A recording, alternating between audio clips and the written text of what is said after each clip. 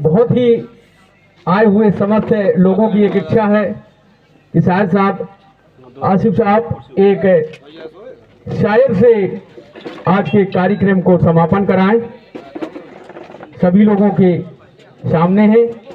और मैं अनुरोध करता हूं कि माइक की लीड छोटी है तो यहीं मैं बॉक्स के पास आकर के। असल में ये प्रोग्राम जो बिल्कुल नए साल के मौके पर हुआ है, तो इसलिए हम बोलना चाहेंगे, हम कोई पढ़ने या कोई गज़ल सुनाने के मूड में बिल्कुल है भी नहीं, लेकिन नया साल है तो हमें याद आया कि एक शेर सुनाना बहुत ज़रूरी है। नए शेर तो उससे कि मतलब ऐसे सब लोग अपनी बात कहते हैं कि भाई बड़ा अच्छा हो ये हो, लेकिन हमने एक शेर में पूरी गज़ल कही थी, लेकिन एक शेर हमें उसका याद आ गया, तो हमने कहा कि लो आप लोगों के बीच में कम से कम उसको बता दिया जाए। ये आया है ज़माने में बदस्तूर नया साल, आया है ज़माने में, जैसे हमेशा आता है बदस्तूर का मतलब जैसे हमेशा आता है वैसे ही आया, कोई नई बात नहीं इसमें।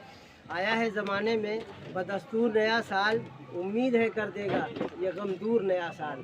उम्मीद है कर देगा ये गम दूर नया साल।